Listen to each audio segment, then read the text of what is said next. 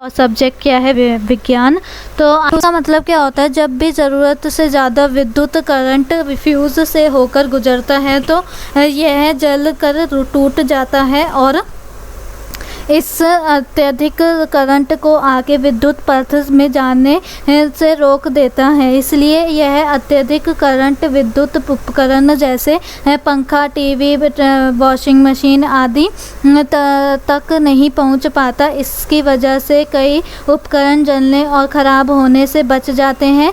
Fuse एक पहले पतले धातु के तार का बना होता है और एक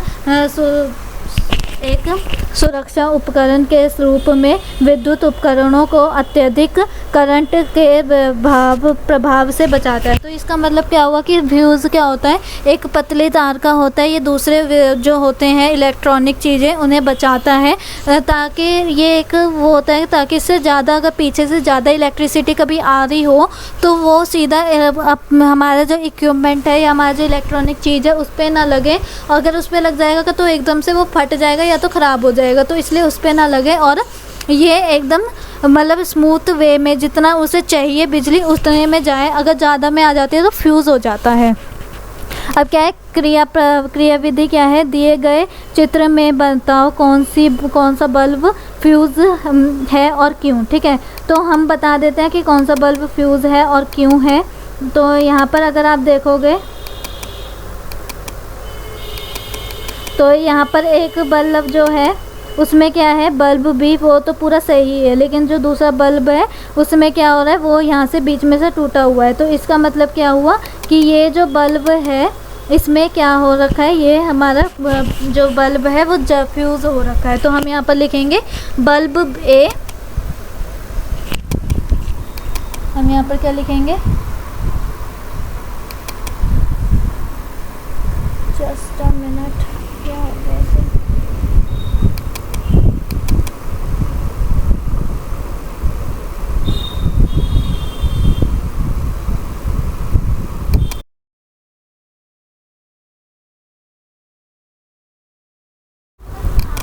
तो यहाँ पर क्या होगा कि ये जो बल्ब ए है, हम यहाँ पर क्या लिखेंगे, बल्ब,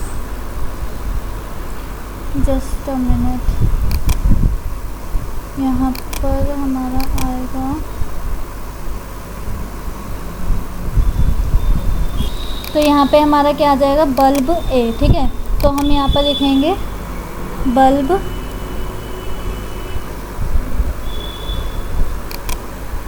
ए जो है वो हमारा क्या है, वो हमारा फ्यूज़ हो जाएगा।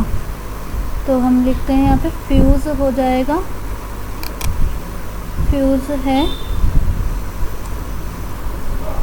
क्योंकि क्यों है, क्योंकि अभी देखो हम यहाँ पर बता देते हैं क्यों है ये बल्ब हमारा फ्यूज़। बल्ब के तुरंत का खंडन होना, बल्ब का तुरंत खंडित होने के कारण विद्युत सेल के टर्मिनलों के बीच क्या हो जाता है, विद्युत धारा का पथ टूट जाता है, जैसे कि यहाँ पर टूट गया है। इसलिए खंडित तत्व से विद्युत धारा परिवर्तित ना होने के कारण यह दीप्यमान नहीं हो पाता है, मतलब जल नहीं पाएगा। ठीक है, और ना लाइट नहीं दे पाएगा। तो क्योंकि के बाद आपने यहाँ से लिखना है बल्ब से। ठीक है, अब आते हैं नेक्स्ट, पहले से रफ कर देते हैं और नेक्स्ट पे आते हैं। क्या है हमारे पास, क्या आप जानते हैं जो हवा है वो विद्युत रोधक है, मीन्स वहाँ से हवा से पास नहीं हो सकती इलेक्ट्रिसिटी। अगर हवा से विद्युत चालक होती तो बिना तार के बल्ब तक बिजली पहुँच जाती। तो फिर तारों की हमें ज़रूरत नहीं पड़ती, हवा से ही उड़ उड़ के हमारे पास बिजली आ जाती और हमें भी लग जाती। ठीक है, और बल्ब बिना तार के क्या कर पाता, लाइट दे पाता। इससे तार में जैसे जाती हुई विद्युत चारों तरफ फैल जाती हैं और क्या होता है, बहुत खतरनाक परिस्थिति होती है। अब देखो ये हमारे पास आई मैचिंग देखते हैं। पहला है स्विच। तो स्विच क्या है, वो एक सरल युक्त जेओ के वो है परिपथ को जोड़ता है। और विद्युत रोधक क्या होता है, ये एक धारा होती है जो क्या करती है, वो करती है और फिर यहाँ पर है बैटरी। बैटरी क्या होती है हमारी, जस्ट अ मिनट, यहाँ पर बी वाले को मैंने गलत बोल रही है। विद्युत रोधक का है ये, सॉरी ये फिल्मोमेट क्या है, ये होता है। और विद्युत रोधक हमारा ये रहा कि जो अपने अंदर से विद्युत पास होने देती है। बैटरी का मतलब क्या होता है, सेल का समूह। और विद्युत चालक का मतलब क्या होता है, जो अपने अंदर से एनर्जी पास नहीं होने देती, इलेक्ट्रिसिटी। और सेल का मतलब क्या हो गया ये, ठीक है।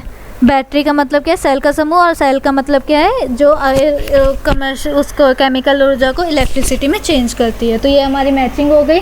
उसके बाद नेक्स्ट है हमारे पास, ये निम्नलिखित चिन्हों को दर्शाना है। तो यहाँ पर सेल का चिन्ह कैसा होता है, सेल का चिन्ह होता है ऐसा। बैटरी का होता है ऐसा, ये एक लंबा एक छोटा, एक लंबा एक छोटा, फिर बंद। बल्ब कैसा दिखता है सबको पता है, ठीक है। और स्विच कैसे दिखता है, यहाँ पर होती है और एक फिर यहाँ पर होती है, ठीक है। और स्विच ऑफ कैसे दिखता है, ये तो ऑन का हो गया। स्विच ऑफ कैसे दिखता है, ये हो गया, ये हो गया, बस, ठीक है। ये हमारा स्विच ऑफ का हो गया। तो ये सारी हमारे वर्कशीट भी कंप्लीट हो गई है इसी के साथ। और अब हम मिलते हैं अपनी नेक्स्ट वर्कशीट में। तब तक के लिए वीडियो को लाइक कीजिए और चैनल पे नए हो तो सब्सक्राइब करना बिल्कुल ना भूलें। और कमेंट में रिव्यू ज़रूर दें कि आपको वीडियो कैसी लगी।